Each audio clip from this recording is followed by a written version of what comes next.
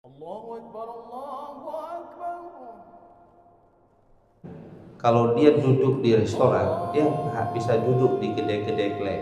Kenapa? Ya hari temeng stylenya diaturnya. Jadi kalau dia duduknya di kafe-kafe ataupun di restoran yang kelas menengah ke atas.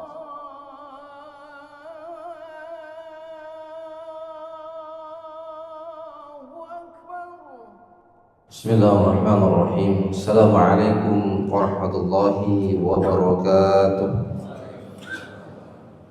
Alhamdulillahilladzi ahyana ba'dama amatana wa ilayhi nusyur. Asyhadu an la ilaha illallah wahdahu la syarika lah wa asyhadu anna sayyidana wa nabiyyana Muhammad sallallahu alaihi wasallam. Allahumma la 'ilma lana illa ma 'allamtana innaka antal 'alimul hakim wa tub 'alaina innaka antat tawwabur rahim. Rabbi ishrah li sadri wa yassir li amri wa hlul 'uqdatam min lisani yafqahu qawli. Alhamdulillah, banyak-banyak kita bersyukur kepada Allah Subhanahu wa taala. Allah izinkan kita kembali beribadah di pagi yang mulia ini. Nikmat iman, nikmat Islam, nikmat kesehatan masih dianugerahkan oleh Allah Subhanahu wa taala. Banyak-banyak kita berdoa kepada Allah, semoga semua amal ibadah yang kita lakukan di bulan suci Ramadan ini diterima di sisi Allah Subhanahu wa taala. Kita dicatat menjadi orang-orang yang bertakwa. Salawat dan salam kita sajikan ke pangkuan junjungan kita baginda Nabi besar Muhammad sallallahu alaihi wasallam, Rasul yang menjadi uswah dan qudwah bagi kita semua. Allah Subhanahu wa taala berfirman di dalam surah Al-A'raf ayat 26.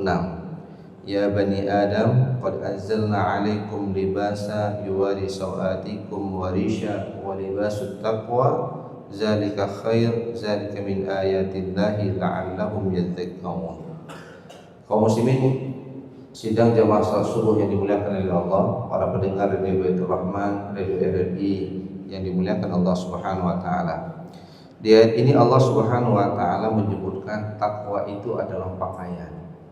Allah Subhanahu wa taala mengatakan, ya bani Adam, wahai anak Adam, qad anzalna 'alaikum libasa, sungguh kami telah menurunkan kepada kamu pakaian. Fungsi pakaian itu dua, yuwari sawatikum warisha. Yang pertama adalah menutup auratmu, dan yang kedua dia adalah perhiasan untuk dirimu. Walibasut taqwa, lalu Allah mengatakan bahwa pakaian takwa itu adalah pakaian yang terbaik. Zalika min ayatillahi la'allahum yadhakkarun, itu tanda-tanda kekuasaan Allah, mudah-mudahan mereka selalu ingat. Jamaah yang dimuliakan oleh Allah Subhanahu wa taala, puasa mengajarkan kita, meningkatkan kedudukan kita untuk menjadi orang yang bertakwa. Bagaimana kemudian yang dimaksudkan dengan pakaian takwa? Jemaah yang dimuliakan oleh Allah Subhanahu wa taala, dalam ayat ini menjelaskan bahwa pakaian itu ada dua. Pakaian itu fungsinya ada dua. Fungsi yang pertama adalah menutup aurat kita. Jadi Bapak Ibu, ketika kita menggunakan pakaian itu akan menutup aurat kita, sehingga orang tidak bisa melihat urat dan aurat kita. Yang kedua, pakaian itu juga menunjukkan jati diri, perhiasan. Maka jemaah yang dimuliakan oleh Allah, kita mengenal istilah gaya hidup. Ramadan ini merubah pola dan gaya hidup kita. Mulai dari kita bangun sahur, terjadi perubahan jadwal kehidupan kita.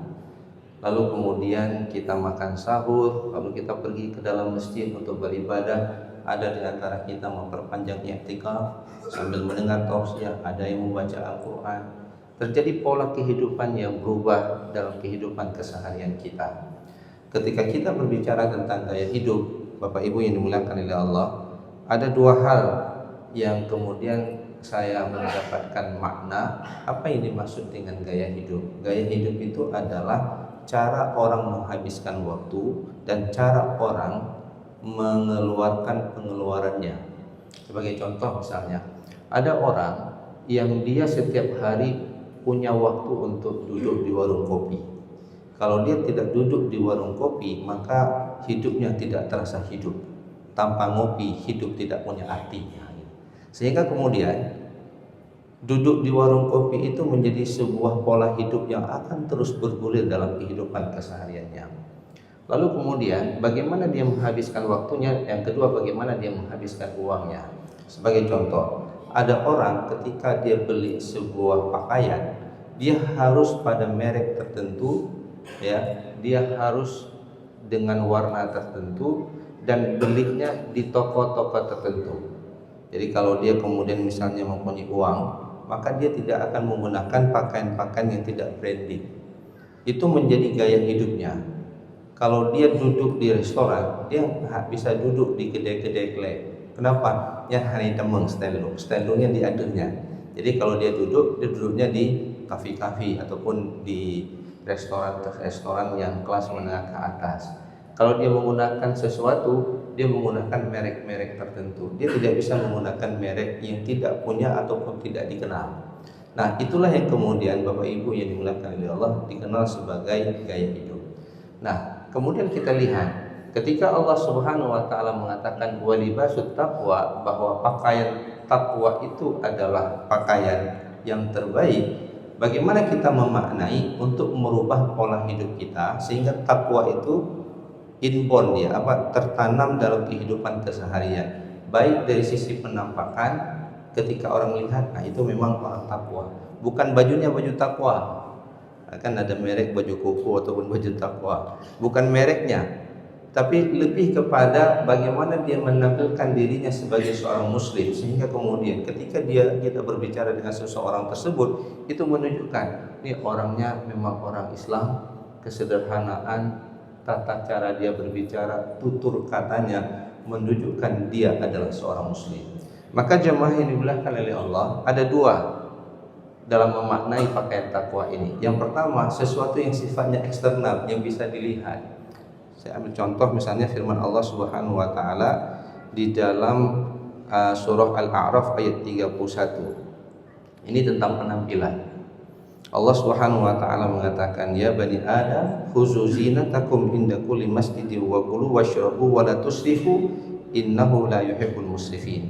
Wahai anak Adam, pakailah pakaianmu yang indah setiap engkau memasuki masjid. Jadi jemaah yang dimuliakan oleh Allah, ini sesuatu yang kemudian dilihat dan bisa dirasa oleh orang lain. Jadi ketika kita bertemu dengan Allah, maka gunakanlah pakaian yang terbaik. Saya sering mengingatkan Bapak Ibu, kalau Ibu Bapak membeli pakaian baru, usahakan pakaian itu pertama digunakan adalah untuk beribadah kepada Allah Subhanahu wa taala. Jangan pernah kemudian kita menggunakan pakaian yang baru kita beli untuk pernikahan. Jadikan itu sebagai aset yang bisa kita pertanggungjawabkan kepada Allah. Ya Allah, dengan pakaian kemuliaan ini, pertama sekali saya menggunakan pakaian dalam rangka beribadah kepadamu. Allah katakan di sini, ketika setiap inda kulli masjid, ya bani Adam khuzu zinatakum inda kulli masjid wa kulu washrabu wa la tusyrifu. Kalau kamu masuk ke dalam masjid beribadah kepada Allah, gunakan pakaian yang terbaik. Kenapa? Karena kita menyembah Allah. Allah yang kasih rezeki, Allah yang kasih kita umur, Allah yang memberikan berbagai nikmat kepada kita. Terkadang kita pakai pakaian terbaik kita ketemu dengan pimpinan kita belum tentu bisa mengampuni dosa-dosa kita. Tapi ketika kita menggunakan sesuatu yang terbaik, ketemu sama Allah, Allah itu zat yang akan memberikan semua keinginan dan permintaan kita. Maka ketika kita beribadah, gunakan pakaian yang terbaik yang kita miliki untuk menyembah Allah Subhanahu wa taala. Di sini juga kemudian Allah Subhanahu wa taala mengatakan wa kulu washrabu wa la tusrifu, makan dan minumlah wa la tusrif, jangan berlebih-lebihan. Bapak Ibu, ada perbedaan yang sangat mendasar antara israf dengan mubadzir. Kalau israf berlebih-lebihan pada hal yang mubah. Sebagai contoh, Bapak ketika buka puasa itu ada makanan, mungkin karena menjelang buka puasa keinginan kita bertambah. Minum itu sampai 3 warna dia, warna hitam, warna coklat, kemudian warna hijau. Nah, itulah jus misalnya. Lalu ketika kita berbuka, ternyata dengan 1 gelas saja kita berbuka, itu sudah mencukupi kebutuhan kita. Lalu 2 gelas ini berlebih, itu namanya israf. Sesuatu yang kita gunakan berlebih tapi kemudian tidak mengandung dosa, israf. Dan Allah katakan, innallaha la yuhibbul musrifin. Allah tak suka sama orang-orang yang berlebih-lebihan. Bagaimana dengan mubazir? Allah katakan mubazir itu bukan berlebihan, sesuatu yang kita keluarkan belanja harta kita yang mengandung unsur maksiat kepada Allah Subhanahu wa taala. Kenapa? Karena Allah katakan innal mubadzirina kanu ikhwana syayatin. Mubazir itu adalah temannya setan. Maka nasyaitanu li rabbih kafur. Syaitan itu sangat kuat kekufurannya kepada Allah. Artinya apa? Jangan pernah membelanjakan harta untuk merusak tubuh kita. Jangan pernah membelanjakan harta yang kemudian harta kita itu menimbulkan maksiat yang itu kemudian Allah tidak suka kepada kita. Nah, ini Bapak Ibu yang dimuliakan oleh Allah, bagaimana kemudian kita menampilkan gaya hidup kita secara yang nampak, yang bisa dilihat oleh orang. Ada waktu yang Allah anugerahkan kepada kita. Jangan israf, buang-buang pada tempat yang tidak penting. Jangan ada waktu yang kita lalui tanpa beribadah kepada Allah Subhanahu wa taala. Kenapa? Karena kita tidak tahu kematian kapan datang. Maka gunakan setiap waktu yang Allah berikan itu tepat untuk beribadah kepada Allah Subhanahu wa taala. Yang kedua, yang terakhir, Bapak Ibu yang dimuliakan oleh Allah, itu yang sifatnya eksternal, sesuatu yang dirasakan, yang bisa menjadi perilaku keseharian kita, dan itu adalah libasut taqwa yang Allah kemudian jelaskan nanti di dalam banyak Al-Quran bagaimana tipikal libasut taqwa itu. Salah satunya, Bapak Ibu yang dimuliakan oleh Allah, ini sering juga diulang oleh para ustadz-ustadz kita, surah Ali Imran ayat 33 sampai 36. Secara perilaku, seorang muslim itu harus menunjukkan dia orang yang bertakwa. Ciri orang yang bertakwa dijelaskan di dalam surah Ali Imran ayat 33 sampai 36. Wasari'u ila maghfiratin min rabbikum wa jannatin 'arduhas samawati wal ardu 'iddat lil muttaqin alladzina yunfiquna fis sarra wad dharra wal kadhiminal ghaidha wal 'afina 'anil nas wallahu yuhibbul muhsinin. Di ayat ini Allah Subhanahu wa taala menjanjikan surga. Surga itu dijanjikan kepada orang-orang yang bertakwa. Kita berdoa mudah-mudahan Ramadan ini tingkatan kita menjadi orang yang bertakwa. Ketika kita menjadi orang yang bertakwa, surga berhak kita raih. Ada penciriannya, ada gayanya yang dimiliki oleh kaum muslimin. Yang pertama, beristighfar, minta ampun kepada Allah kalau kita melakukan dosa. Tidak ada di antara kita yang duduk di dalam masjid ini yang tidak melakukan dosa. Ketika kita melakukan dosa, orang bertakwa itu bukan tidak melakukan dosa, tapi orang yang bertakwa ketika dia melakukan dosa segera minta maaf, segera bertobat. Jamaah yang dimuliakan oleh Allah. Jadi kebiasakan diri kita. Kalau kita lakukan dosa sama istri, istri lakukan dosa kepada suami, ada yang silap dalam rumah tangga, maka segera minta maaf. Jangan gengsi. Nyohana jangan lagi maaf. Entar kita kedudukan lu. Bapak Ibu yang dimuliakan oleh Allah, jangan pernah bergengsi, karena orang bertakwa itu kalau dia melakukan dosa segera bertobat, segera minta maaf. Yang kedua, alladzina yunfiquna fis sarra'i wad dharra. Gemar berinfak. Biasakan Bapak Ibu setiap hari kita berinfak. Saya sering mengatakan ada dua hal yang harus kita lakukan di waktu pagi. Yang pertama adalah infak. Infak itu memitigasi banyak hal. Memitigasi kemiskinan, memitigasi musibah, dan menyelamatkan kita dari api neraka. Usahakan sebelum matahari terbit ada infak yang sudah kita berikan, berapapun. Apakah kita kaya atau miskin, senang atau susah, usahakan infak tetap kita berikan. Nah, jemaah yang dimuliakan oleh Allah, di waktu pagi seperti ini ada malaikat yang selalu berdoa, Allahumma a'ti munfikan khalafa, Allahumma a'ti mumsikan talafa. Ya Allah, bagi mereka yang berinfak maka gantikan hartanya. Jadi harta yang kita infakkan tidak akan pernah hilang. Allah akan gantikan harta itu dan diganti dalam jumlah yang lebih besar, 1:10. Kemudian bagi mereka yang kikir maka didoakan oleh malaikat, yang doanya nih malaikat. Maka sangat jarang dan tidak mungkin Allah menolak doa mereka. Bagi mereka yang kikir, bagi mereka yang kedukut, bagi mereka yang tidak peduli kepada orang lain, maka hancurkan hartanya. Yang kedua, yang ketiga, jemaah yang dimuliakan oleh Allah, jadikanlah kita orang yang wal kadhiminal ghaidha, mampu menolak amarah. la taghdab walakal jannah, jangan marah masuk surga. Yang keempat, yang terakhir, wal afina 'anil nas, suka memaafkan dosa. Beda kalau kita datang minta maaf. Minta maaf saja kedudukannya sudah menjadi orang yang bertakwa. Lebih hebat lagi, lebih keren lagi, kita menjadi orang yang memaafkan dosa orang tanpa dia minta maaf. Maka Rasulullah, saya juga sering mengulang kajian ini, Rasulullah SAW mengatakan ada seorang pemuda yang dijamin masuk surga. Tidak ada spesifikasi amalnya. Dia tidak tahajud, dia nggak rutin baca Quran. Kewajiban-kewajiban dia lakukan secara rutin. Tapi kemudian Rasulullah mengatakan pemuda ini sudah dijamin masuk surga. Lalu kemudian apa amal ibadahnya? Seorang sahabat Amr bin As tidur di rumah tersebut ingin mengetahui apa amal ibadahnya. Ternyata jemaah ini dimuliakan oleh Allah, amalnya sangat sederhana tapi tidak mudah untuk kita lakukan.